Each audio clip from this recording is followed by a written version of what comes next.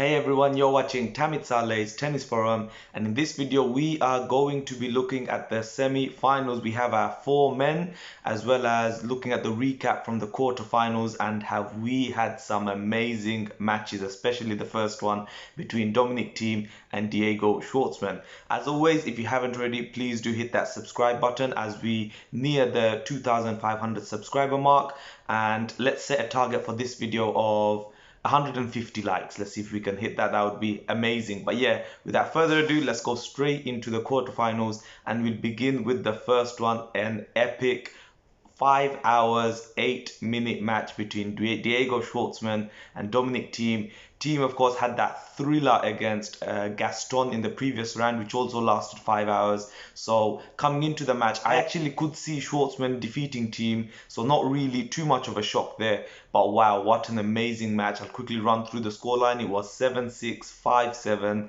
6-7, 7-6. 6-2. So if you missed it, you probably missed one of the best matches of the year. And with this victory, Diego Schwartzman enters the top 10 for the first time. He's actually now up to world number 8, so he's put himself in a great position to enter the World Tour finals at the end of the year.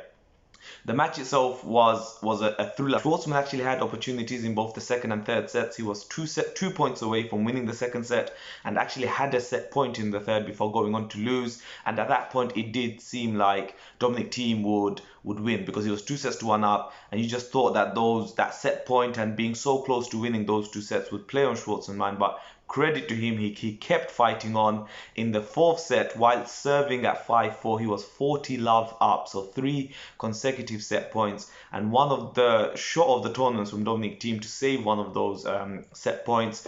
And he went into a tiebreak, and now you're thinking Diego Schwartzman, he's not taking these 3 set points. He didn't take a set point from the previous set. Thiem would win, but nope, Diego Schwartzman came through. And one shot that I was really impressed with was the double-handed cross-court backhand from Diego Schwartzman. It was many times I thought he'd hit the net or go out, but he was very consistent with it.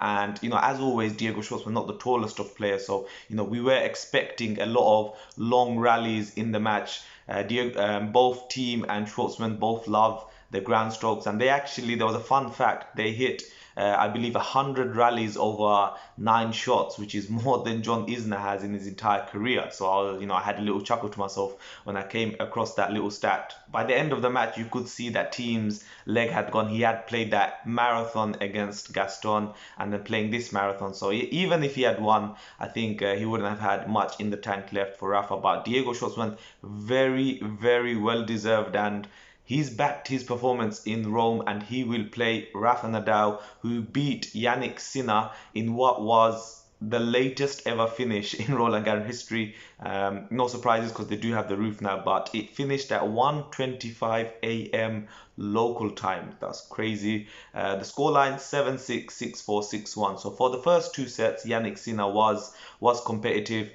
He really needed that first set, in my opinion. He did serve for the set. Rafa then broke back to take it into a tiebreak. He won the tiebreak. Sinner actually got the early break in the second, so he didn't capitulate there straight away. But, Rafa held on, and then in the third, he just cruised through the match. I think Rafa is playing better as the tournament has gone on, and for me right now, having seen Novak, which we're going to get to later, I think Rafa has to be the favourite for Roland Garros number 13, and also to tie Roger Federer with 20 Grand Slams, which is just remarkable. Rafa remains the only player to not have dropped a single set, which is Roland Garros, no real surprise there. So he's adjusted, let's say, to the conditions. The conditions aren't great for him, the cooler weather. However, great players and great champions adapt to their situations. Jannik Sinner, it was his first ever quarterfinal, and I think he can be very proud of what he's done. He's a very young lad.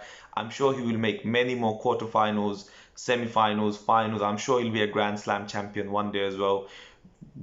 First quarterfinal against Rafa on clay, it's almost an impossible task, but for 2 sets at least, he played very well and really could have taken that first set.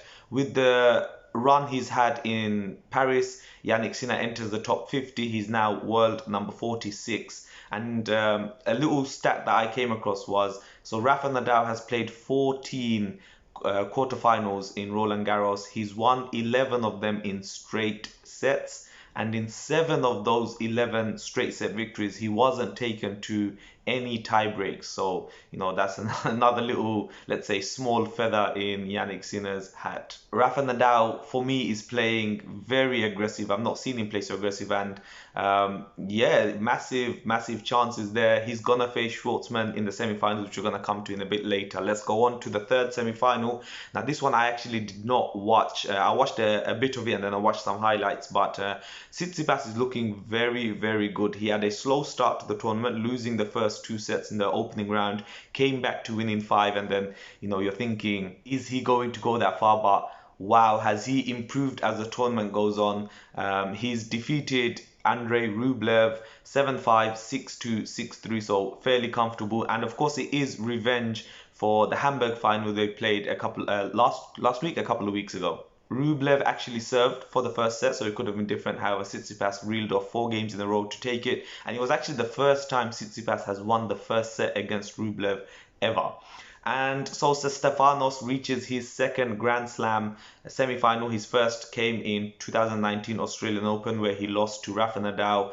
And for me, he has a point to prove, because the next gen players who are really knocking on the doors for, let's say, Grand Slams are Tsitsipas, Zverev, and Medvedev. And now the latter two have reached Grand Slam finals. Tsitsipas remains the only one not to. Now, I know he won the ATP World Tour finals last year, which was, an amazing achievement. But I'm sure he'll want to reach his first Grand Slam final. Medvedev done it last year in the US Open. Zverev did it this year in the US Open. So could we have Tsitsipas reach his first Grand Slam final at the second time of asking? And the man that stands in his way is Novak Djokovic. Now, he was playing Carreño Busta, who, as you may know, has the only victory against Novak this year. It was a default, but it's the only one in what is now 36-1. It was a slow start for Novak. He had, taping, very visible taping on his back neck area, and after the match he did come and say that he felt a tweak in his back/shoulder during warm-up, so that could contribute to his slow start. He did drop the opening set, but then ran out. So the final scoreline was 4-6, 6-2, 6-3, 6-4. As the match progressed, you could see that Novak was getting used to, let's say, the tweak, and he himself said that it took him roughly a set and a half to warm up, and then slowly the pain faded away. So, the big talking point will be that, will he be ready for the semi-final against Tsitsipas? Because if he's not at 100%, then Tsitsipas will be licking his lips. Novak Djokovic reaches his 10th Roland Garros semi-final, which is an amazing achievement. It's consistency on clay, and really one man has stopped him from winning multiple French Opens, and that is Rafa Nadal. Rafa Nadal, of course, every time he's reached a semi-final, he's always gone and won the trophy. So this is his 13th semi-final. Will he win his 13th Roland Garros title? Some bookies actually had Novak as the favorite to win Roland Garros. However, after the, let's say, performance in the quarterfinals, dropping that set, and also with the injury, Rafa Nadal is back to being the favorite for the tournament. And if Stefanos does beat Novak, and Rafa beats Diego Schwartzman, then we could have the 4th consecutive Grand Slam final taking place between the 2nd seed and the 5th seed. And the last 3 times, so last year's US Open final was between 2nd seed Rafa versus Daniil Medvedev, 5th seed, which Rafa won in 5 sets. Then the Australian Open earlier on this year was between 2nd seed Djokovic versus 5th seed Thiem, which Djokovic won in 5 sets. And then the US Open about a month ago was between 2nd seed Dominic Thiem and 5th seed Zverev, where the 2nd seed won in 5 sets again. So I find that quite a very interesting stat, and one that I've never come across of the like. We've seen 1 and 2 play many finals, but you expect the 1st and 2nd seed to play consecutive Grand Slam final, but the 2nd and 5th, in particular, playing. So that could be on the cards if it's a Rafa Nadal, Stefanos Tsitsipas final. We look at the semi-final now. So it's Rafa Nadal versus Diego Schwartzman. Rafa actually leads the head 9-1.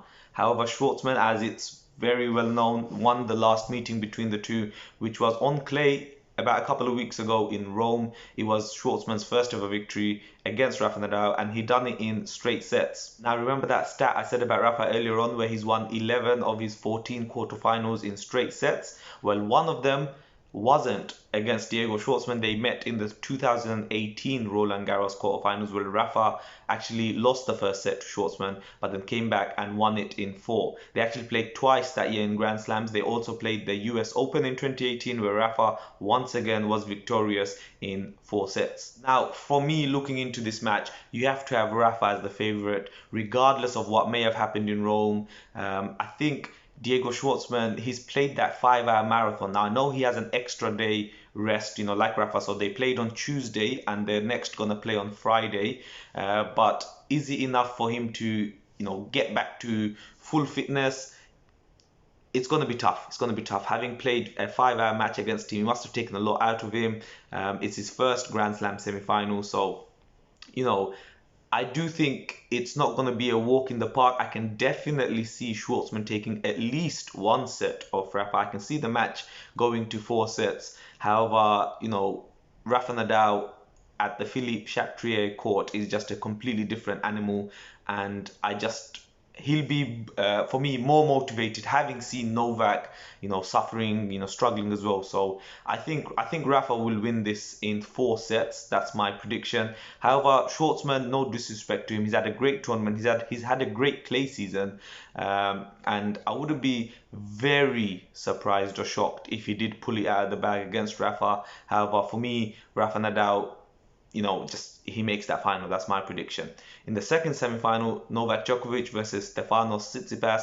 Djokovic actually leads the head-to-head 3-2 and has won the last 2 meetings between the pair in straight sets, actually, in Dubai earlier on this year and in last year's Paris Masters 1000. They've played once before on clay, which was in the Madrid 2019 Masters 1000 final, where Novak won in straight sets. Tsitsipas coming off the back of a victory against Rafa on clay, and it's their first Grand Slam meeting. Now, Novak Djokovic, he's had that tweak. I don't think it's too serious, because having watched the match against Carreno Busta, he did seem to pick it up, and because it was like during warm-up, it wasn't in the match itself. So for me, I don't think that will be an issue. I'll be very interested to see, though, how he comes out. And Stefanos Tsitsipas, he's been playing some amazing stuff. So once again, I would not be surprised if Stefanos got the victory. And I think this one's actually closer than the other semi-final. Tsitsipas has been looking very good. He had a good run in Hamburg and, been playing very aggressive tennis. And I feel like the conditions will suit Tsitsipas more than in previous years. So his backhand has been looking good, good serves, good forehand. Novak Djokovic in his press conference actually said that Tsitsipas is a complete all-round player. So his movement is good, physique, backhand, forehand, volleys, everything. So I think this will be a very, very close match. However, in my opinion, I don't think Novak is... I think he's going to come back from the injury, and I think he'll be good to go against Tsitsipas in Friday evening. So for me, I do think Novak Djokovic will win, and once again, I do think it will go to a 4th set. Definitely could go to a 5th as well, but for me, I just see Novak coming through that one. However, it would be less of a shock personally if Tsitsipas got the victory, especially after what we saw in the quarterfinals. Before that, both Rafa and Novak were looking very dominant, and it looked like they might not even drop a single set each until they met in the final. So yeah, that's my roundup and predictions. Please do let me know what you think in the comment section. I do see a Rafa Novak final coming through. Novak hasn't reached a final at the French Open since 2016, since he won it. So it's been quite long overdue. They've not met in France since 2015, I believe. So yeah.